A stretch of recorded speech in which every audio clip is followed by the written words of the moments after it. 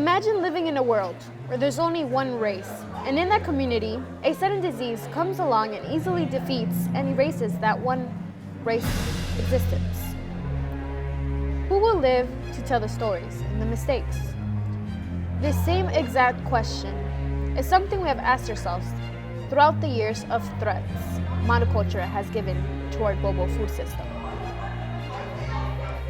Monoculture is a system where they produce or grow a less variety of crops, such as Ireland, where they grew mostly potatoes as their main reliable source. Monoculture not only is a destruction to growing a balanced food system, but a disaster to consumers' life and health. Monoculture has a large amount of cons rather than pros, knowing there is many variables at risk. Planting a single type of crop gives pests a chance to destroy the whole crop.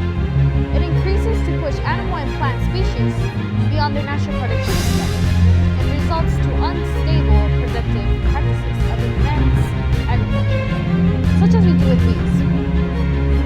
The decimation of bees population has to do with monocropping. Insecticides used regularly on commonly managed farms could harm bees, which should result in having a non-diverse floral resource. If we were to say monoculture caused an extinction of bees, it will start to be imbalanced. The food chain will put us at risk. As stated in the ecologies, honeybees are used to pollinate about 1/3 of the food we eat, be it directly by pollinating vegetables, fruits, or nut trees, or by pollinating plants such as clover, which get eaten by herbivores, and so directly supply us with meat, milk, and other animal products. And that leads us to our allegation. Monoculture can kill everything and everyone as it starts to defeat the whole chain of life with one single mistake.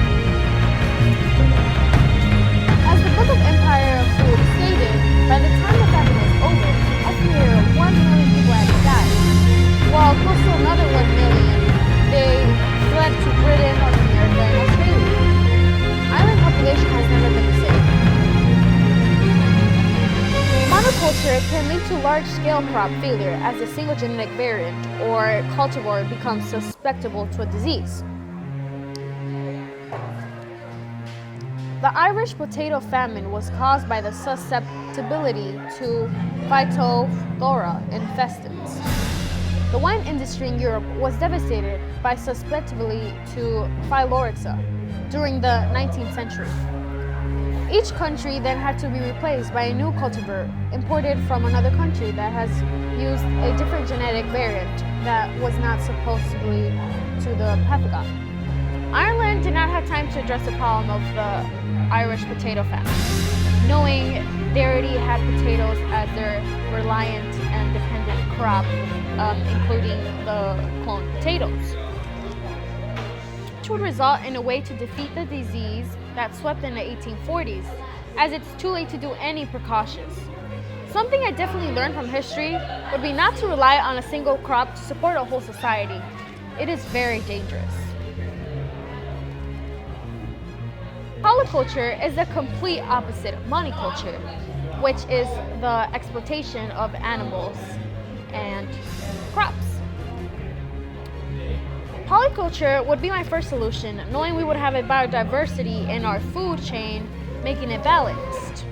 The Incas are the perfect example of polyculture. While Ireland was swept away from the disease, the Incas were not faced, even though they grew potatoes, because unlike Ireland, they had a stronger, diverse crops. My second solution would be changing organisms resistant, as it makes a big impact in our agriculture.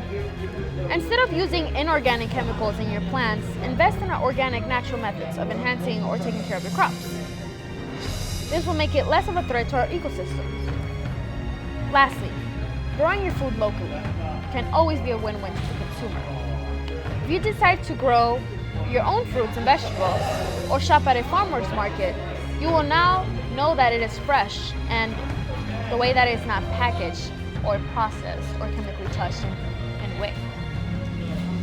In conclusion, monoculture should not exist if we want a balanced life for everyone and everything, in which are argued the effects of population, food chain, and our economy. My statement will be able to have a huge impact in our society. In a way, we will decrease world hunger, increase population, and increase our environmental sustainability. I will lastly leave you with the message. Extremes are easy. Strive for balance. Thank you.